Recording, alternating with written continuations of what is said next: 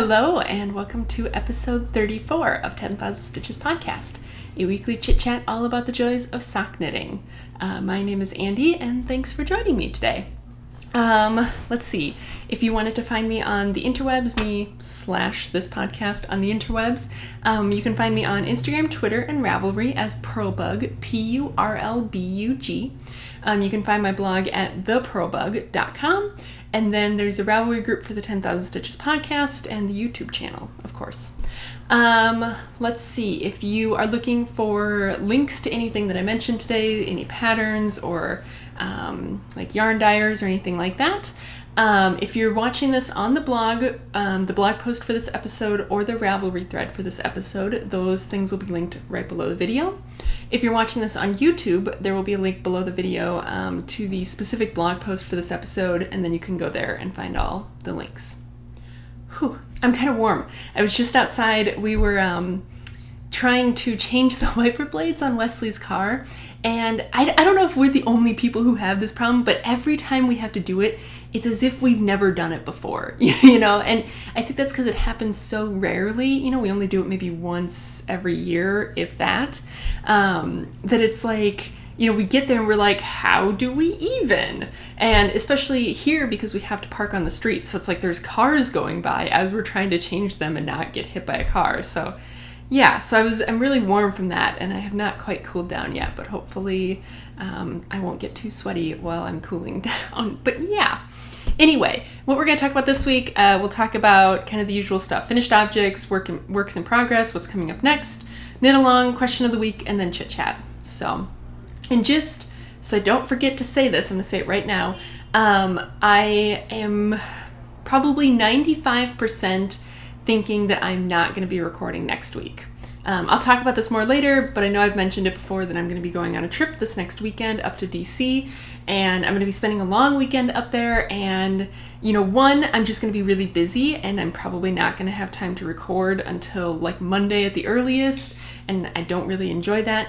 But mostly two, I just don't think I'm going to get a lot of knitting done. So I think I'm probably going to finish up my current work in progress, and I might start my next project, but I'm not going to make significant progress. So I won't really have much interesting to show you guys. And so I just don't think I'm going to record next week. So if you don't see an episode next week, this was your warning, and that's why. Anyway, I might do a vlog though while I'm up there. So if I do that, I will definitely maybe post a link to it in the Ravelry group if anyone's curious about my trip. But it's not really knitting related, so there's that. Anyway, let's talk about finished objects. So I'm pretty sure that last time when I recorded, I'm also recording on Sunday, July 31st, and this episode will be live on Tuesday, August 2nd. So I'm pretty sure last time I recorded, I know I for sure had one of these done, and I think I had good progress made on the other, if I remember correctly. But anyway, my finished object is my striped tees socks. Yes, striped tees. I accidentally wrote down string theory when I was making my notes, and I was like, that's not right. But it's because when I do my little keeping track of things on paper, I abbreviate most of my knitting patterns. So string theory and striped tees both got the same abbreviation, so they got jumbled up in my brain. But anyway, this is what they look like. These were knit with Patons Croy FX in the Clover colors on a US size 1, which is a 2.25 millimeter needle. And this is basically a 66 stitch sock, and I made these to fit myself, and that's kind of what it looks like up close. So basically the way that these are knit, and I know I've talked a little bit about this I think last week when I recorded, but I will rehash just in case. So the way that these are knit is they're knit top down, and you do your cuff first. So you do your cuff kind of the normal way, I did it on 2 circulars, but you do it kind of however you would normally knit in the round. And then once you're done with your cuff, then you start on the back of the leg. So you basically knit 1 strip, and then you go back and you pick up stitches along the edge, and then you pick up some of the cuff stitches, and you knit the next strip, and then you go back, you pick up stitches along the edge, pick up more cuff stitches, knit the 3rd strip. Then you have the whole back done, so then you do the heel flap, and I decided to do a heel flap and gusset. I feel like this could work just fine with a Fish Lips Kiss heel now that I've done it, but At the time I was worried about fit, so I decided to do it with a heel flap and gusset. So then you do your heel flap, and then you do the bottom of the foot, and you can either do the foot with 3 stripes to kind of mimic the back, or you can do it in just one big chunk, which is what I did. So you basically knit the foot flat until you get to the point where you would want to start your toe. So, and then at that point, you go back along the side, you pick up stitches all the way along the side, you pick up some more of the cuff stitches, and then you knit, it's kind of twisting, and then you knit this big long strip. Then you go back, you pick up stitches along the side, more cuff stitches, knit the next strip, and you go and you pick up stitches along this side, cuff stitches, and then you pick up stitches along this side and you knit this strip, and then you do your toe like you normally would. So it's a lot of back and forth knitting, so lots of purling, and if you're not crazy about purling, I don't really recommend this pattern, but otherwise it's definitely a pattern that I do recommend. It was a super fun pattern to do. It works really well with yarns like this that have kind of the long color changes. I imagine it would also work really well with like a crazy Zauber ball or like a long gradient. I think that would be super fun. But yeah, oh my gosh, I just realized this would be so much fun to do with some of those like really long gradient watermelon yarns. Oh, that'd be awesome. Anyway, it was super fun. I really enjoyed it. They fit really great. So yeah, I definitely, if the purling doesn't bother you, I highly recommend these. I think they're super fun. And they, I could even see where it might be fun to do for someone who is new to knitting socks and is used to mostly knitting flat.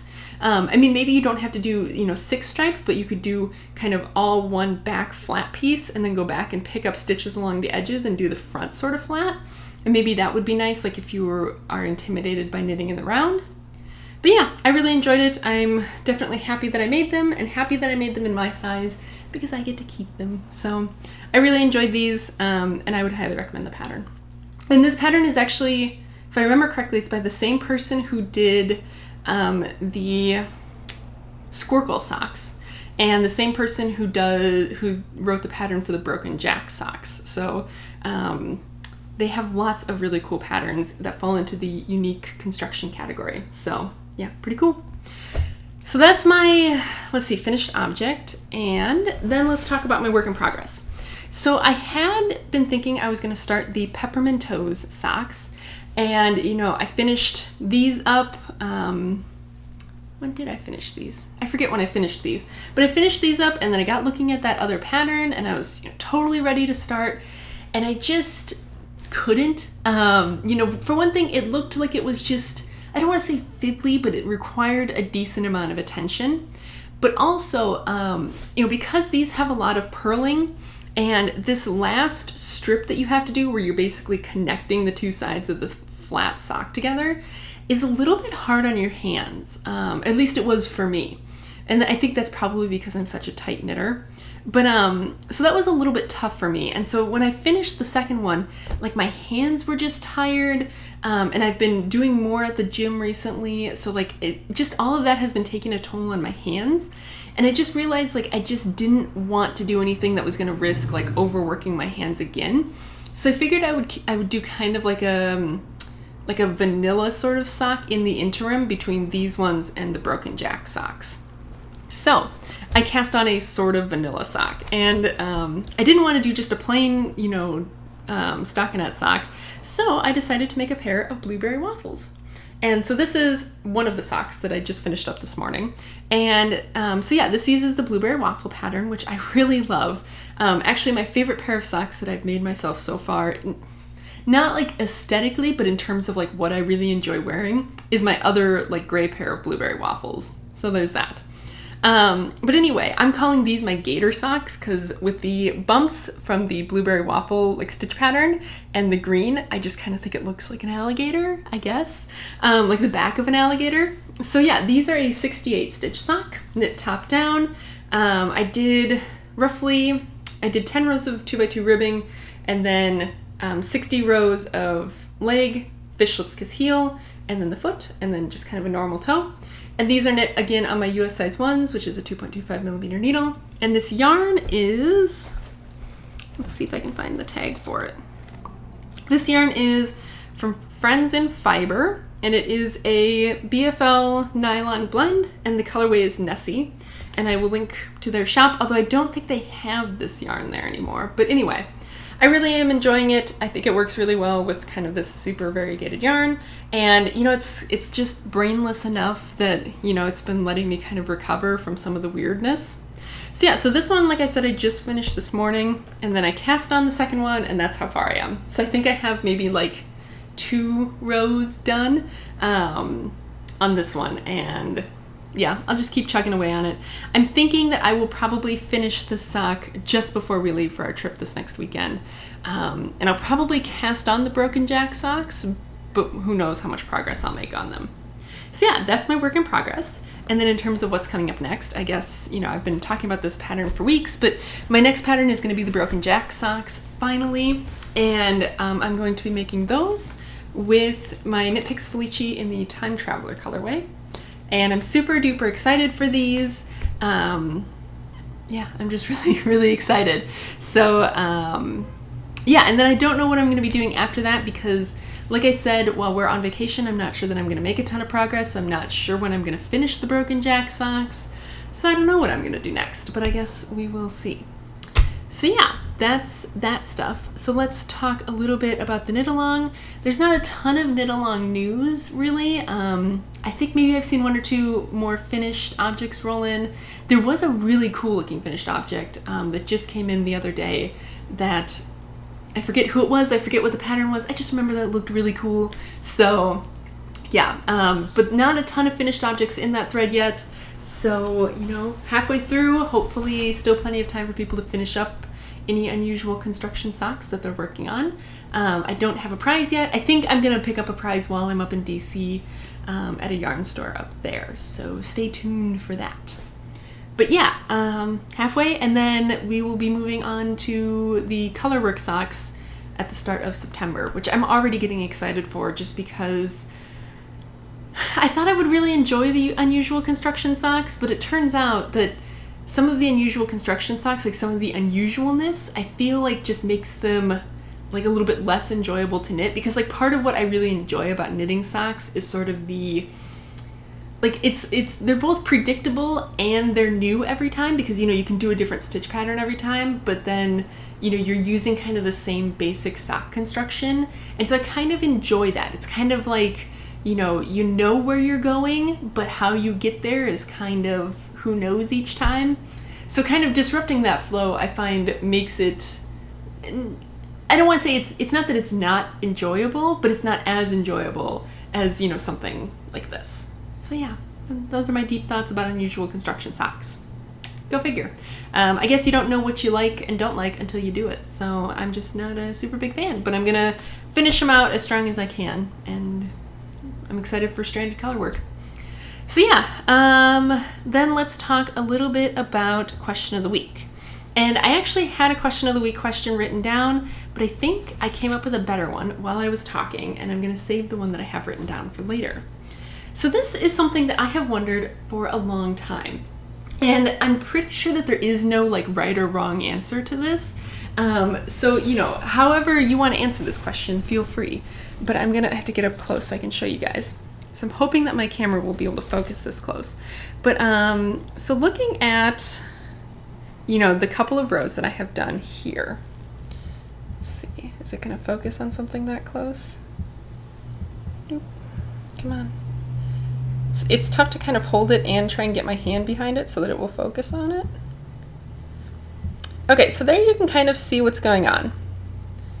So maybe, let's see. Maybe what I'll try and do is, if I remember, I will try and take a picture and insert it into the video at this point so you can really see kind of what's going on.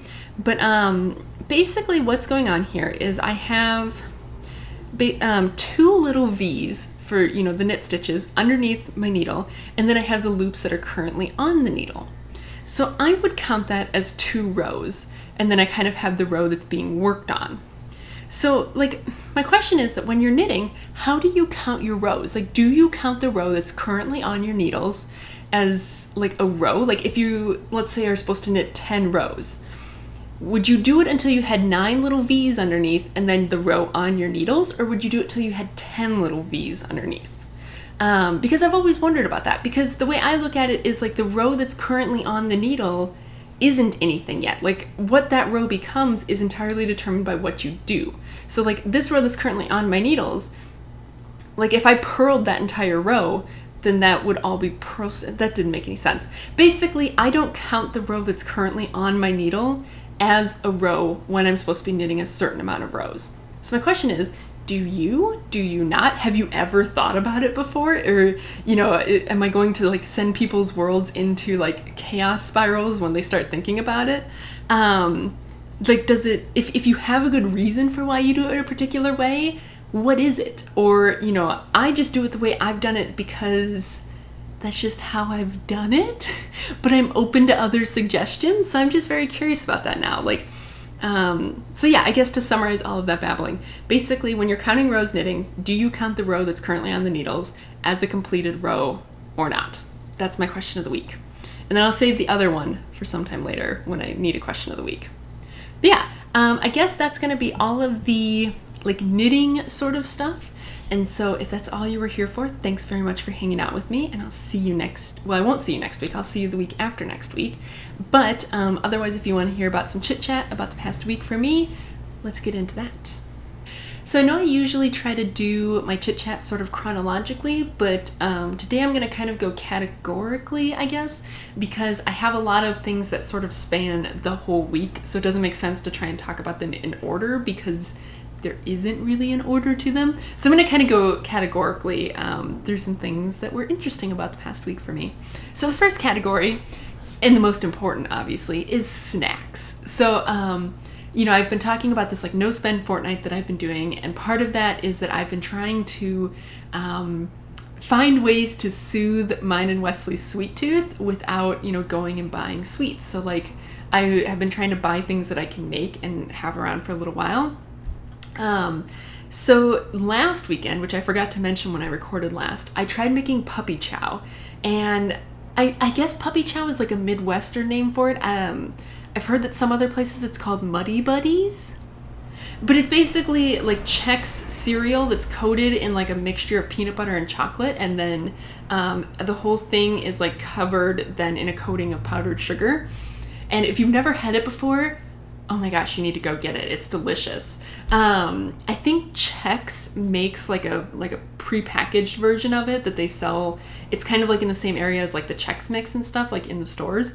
But seriously, the homemade stuff is way better because then you can control how much chocolate's on there, and obviously more is better. So I made this last weekend, and I don't know what I did wrong with it, but like it just, like normally when you make it, it kind of separates out into like the individual Chex pieces that are covered nicely in the chocolate peanut butter mixture and then dusted in the powdered sugar. And I don't know what I did wrong, but mine just stayed all clumped together, which was fine. Like it was still edible and it was still delicious, but it just didn't.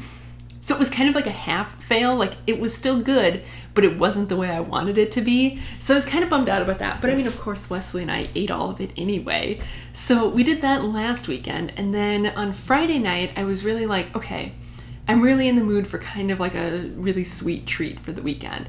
And I didn't want to just go buy something that I knew we were going to blow through super fast. So I decided to try and recreate something that we used to have back in Wisconsin. There was this company that was actually based, I think they were based in the city where we went to undergrad. It's a small little city in Wisconsin. But they would sell them at like Quick Trip gas stations. Like they're like sweet treats and stuff. And so they would sell these peanut butter Rice Krispies. So they were so good. And so I decided to look up like, how do I make peanut butter Krispies? Because I've never made them before. And I found that apparently what we were used to is basically Scotcheroos, which I'd never had called as a Scotcheroo. But basically what a Scotcheroo is it's sort of like Rice Krispies held together with like a peanut butter and sugar mixture that holds the base of it together, and then on top you have this layer of chocolate and butterscotch chips that you like melt and mix together and then pour over the top. So basically what we used to have was that, except it didn't have the butterscotch part of it. It was just chocolate on the top. But I was like, okay, I'm gonna learn how to make this. So I, got all the ingredients and I went to go do it, and And it worked. Like, I didn't think it was going to work. Like, because you have to, like, heat up the corn syrup. Like, you mix corn syrup and sugar. And you have to heat that up and, like, dissolve the sugar in the corn syrup. But I knew that if you let it get too hot for too long, basically what it will do when it cools down is become hard candy. So, like, you don't want that, but you have to, like, dissolve it.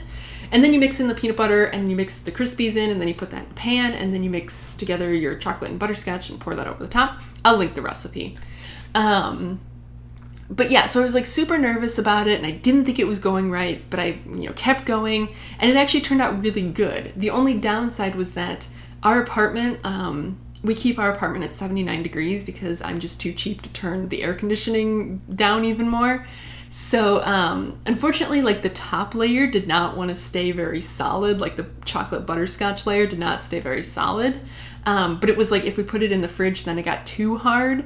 So I think in the winter, it will probably work a lot better, like when it's cooler in here. But it was super good, super sweet, and we ate an entire 13 by 9 pan of these between Friday night and yesterday night. So within like 24 hours, we'd eaten a whole pan of them. And I mean, they were so good, but I'm kind of like done for a little while. But it was really good, super easy, and like it really does make like a full 13 by 9 pan full. So I would definitely do it again if I needed to bring like snacks to something. But it was so good. Like I said, I'll link the recipe. So good. And the only thing I changed about the recipe is I used an entire jar of peanut butter, which is like a cup and a half, instead of just a cup. So yeah. So yeah, that's snacks, the important thing. Other things, like, they kind of span the whole week. So I mentioned before that we were going to the gym, regularly, and like picking heavy things up and putting them down. And so, things have been going well with that. My bench press is like super slowly getting better. Like, it's like I'm creeping up like 1 rep at a time, which is so frustrating because I'll be like, okay, I can get the last, and then I can't get the next one, So it's like, gain of 1 rep, that's great, So, that's been annoying. But we went yesterday and did leg day. And actually, yesterday wasn't the first time. It was on Tuesday. I finally deadlifted half of my body weight, which is super exciting because, I mean, it's, it's still an arbitrary weight, but it's kind of like, all right, like, I'm actually getting to a point where I can say, yeah, that's half my body weight, So, like, it means something more to me, I guess. So that's kind of nice. So yeah, legs definitely are much stronger than the arms, and like upper body. Like squats and deadlifts are definitely going much better than anything for the upper body. And we tried, like, part of what I'm trying to do for upper body is I really want to be able to do a pull-up because I've never been able to do pull-ups. And so, yesterday when we were at the gym, Wesley was like, well, you want to try and do a pull-up now while we're here? And I was like, okay. And I just could not get anywhere. Like, I was like, and I just couldn't. And he got 1. He can do 1. But he's also about 15 pounds lighter than I am. So I'm like, well, that's not fair. You just have less of you to pull up. So, yeah, that was a bummer. But yeah, we're getting there. So that's very exciting. What else?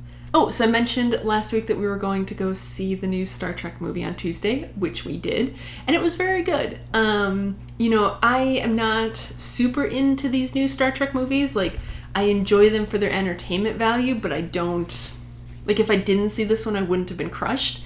But I think it was good, like, even if you're not into this new Star Trek franchise, or you don't necessarily know a lot about it, I even think it would be good just if you enjoy sort of action movies. Yeah, like, you don't have to be invested in the Star Trek universe to enjoy it if you just enjoy a movie with a lot of action and stuff like that. So it was very good, definitely worth going to. I don't know if we're going to go see a movie this week or not, just because, we have this trip coming up and kind of don't want to spend money that doesn't have to be spent. But I do know, like, the new Bourne movie is out, and I think Wesley wants to see that. So maybe we'll see that. I don't know. I'm not crazy about the Bourne movies, but we'll just have to see. But yeah, so we did that, and then, let's see, I had been talking about this no-spend fortnight that I was doing, basically just kind of as like a spending detox for the entirety of my last paycheck. So that's over now, although I'm kind of still continuing it. So, like, kind of what I learned from it is that I like to spend money when I'm bored, like, that I don't manage boredom very well. So, like, I would notice that in the afternoons when I'd be at work, I'd be like, I'm bored, I'm kind of tired, you know, like I hit that afternoon slump. And so I'm going to go buy a candy bar, which of course I couldn't do because I wasn't bringing any money with me to work. But like that was like what I wanted to do. So like I'm realizing that I don't deal with boredom very well, and I both want to spend money and eat when I get bored, which is not good for my wallet or my waistline. So those are definitely like things that I need to work on. But it's good because now I know that that's something that I need to work on. And just like in general, like Wesley and I were talking earlier, and like I just need to be better about figuring out like where money is kind of leaking out, because I still kind of just have this general feeling that it's like, you know, I put the money for bills aside, and I put money in savings and everything, and then I have a certain amount of money for us to spend on food and things like that. But I still feel like I'm not, like that last category, the money that's actually being spent, I just feel like it disappears faster than I think it should. You know, like it's more than enough to pay for our groceries. So it's like I should have some left over at the end of the month or at the end of the paycheck, but I never do. But I don't feel like I'm like out of control either. So we were talking, and basically we just need to figure out where that money's going. But that's something that's, you know, an ongoing thing that needs to be done. So it was definitely good. I'm glad that I did it. It obviously has taught me things about myself that I need to keep working on. And it's something that I'm going to sort of implement on a continual basis, but not as hardcore. But like, I definitely think that a lot of it for me was just like, oh, just don't take your, you know, your debit card with you to work, and then you can't buy things, you know, like it's as simple as that, it turns out. So go figure. But yeah, so that's that. And then I've been mentioning this trip that we're taking. We are going up to DC this next weekend for a fountain pen convention. I'm super excited. I know I've talked about this before. I'm super excited for it because I get to see people that I only know from online, and I get to see my mom because she's driving out to meet us in DC.